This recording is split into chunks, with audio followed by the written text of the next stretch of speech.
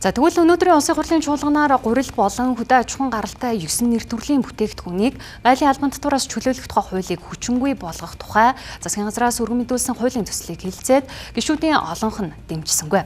Энэ хуулийн төслийг засгийн газар улсын хурлаар хэлэлцүүлэхээр өнгөрсөн 1-р сард өргөн барьсан ч хэлцэх асуудлыг тов дараалалд оруулахгүй байсаар хаврын тариалалт ихснээс хойш гишүүдийн эрс багвах үеийг тааруулж санаатаагаар унагсан гэж Хүнс хөдөө аж ахуйн хөнгөлөлтийн сайд байр сууриа илэрхийллээ.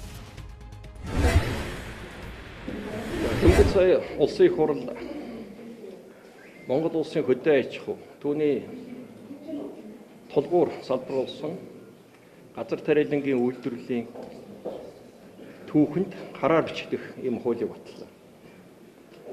Монгол улс Улаанбуудаа үр тариан үйлдвэрлэл явуулах шаардлагагүй гэдэг үндсэндээ ийм бодлого гаргаж байна.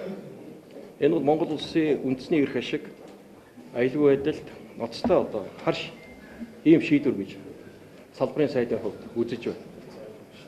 Ялангуяа энэ шийдвэрийг гаргахад улсын их хурлын дарга өөрийн санаачлагаар унгаах ажлыг зохион байгуулж байгаад туйлын сэтгэл хангалуун бос байна. Газар тариалангийн үйлдвэрлэл хаврын тариалт иж явж байгаа энэ цаг үед дахин гэлээ. Монгол улсад Улаанбуудаа шаардлагагүй. Дотооддоо гурил үйлдвэрлэх шаардлагагүй. Импортоор хангана гэдэг бодлогыг баталж байна. Үндсэндээ утгагүй болгож байна гэсэн үг. Асар их хөрөнгө оруулалт дэмжлэгүүд энэ аж ахуй нэгжүүд очсон. Улаанбуудаа тарина гээд трактор компани, тоног төхөөрөмж агрегат авц аж ахуй нэгжүүд өр зээл яаж хөлөх. Хамгийн харамсаж байгаа нь улсын их хурлын дарга энийг өөрөө улсын их хурлын энэ дээрээс чиглүүлэн эсэргүүцэж зохион байгуулж байгаад нь би гутж байна. Харамсаж байна. За салбарын сайдын хувьд уг хуулийн төслийг хэлэлцүүлэх саналыг өнгөрсөн намрын чуулганы хуралд өргөн барьсан боловч хэлэлцээгүй гэсэн юм а. За мөн хаврын тариалтаас өмнө хаврын чуулганы эхэнд хэлэлцүүлэх саналаа хэлсэн ч хэлцэх асуудлын тов дараалалд оруулахгүй асар өнөөдрийг хүрсэн гэж хэлж байна. За ингээд өнөөдөр гишүүдийн эрс хамгийн бага үеийг тааруулж хэлэлцэн зорилготой үйлдэл боллоо гэж мэдгдсэн юм а. За тэгвэл мэдээллийн тэнцвэртэй байдлыг хангах зорилгоор салбарын сайдын оруулсан хуулийн төсөлд эсрэг санал өгсөн зарим гишүүдээс байр суурийг сонссноо хүргэе. Тэр асуудал сайдаас би дахиад нэг асуулт асуух гэдэг шүү дээ. Яагаад тэгвэл ямар ч арга хэмжээ аваагүй сайд болсноос хойш.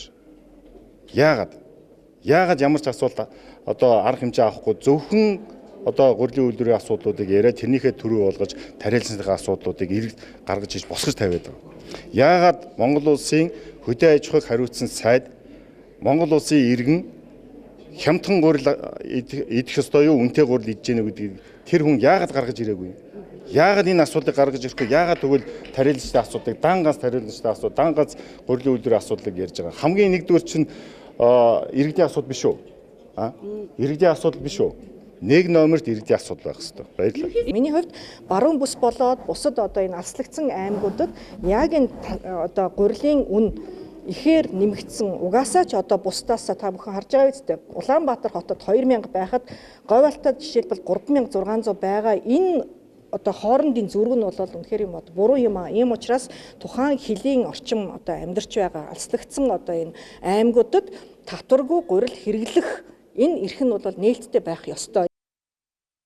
За ямар ч тач өнгөрсөн 2024 онд Монгол Улсын их хурлаас баталсан гурил болон 9 нэр төрлийн мал амтны тэжээлийн нэмэлтийг гайлын албан татвараас чөлөөлөх тухай хууль хүчин төгөлдөр хэвээр үргэлжлэхээр болж байна. За салбарын сайдын хэлснээр улсын их хурлын гаргасан ил шийдвэрт Монгол Улсын ерөнхийлөгч хориг тавих эрх нь нээлттэй байгаа юм а.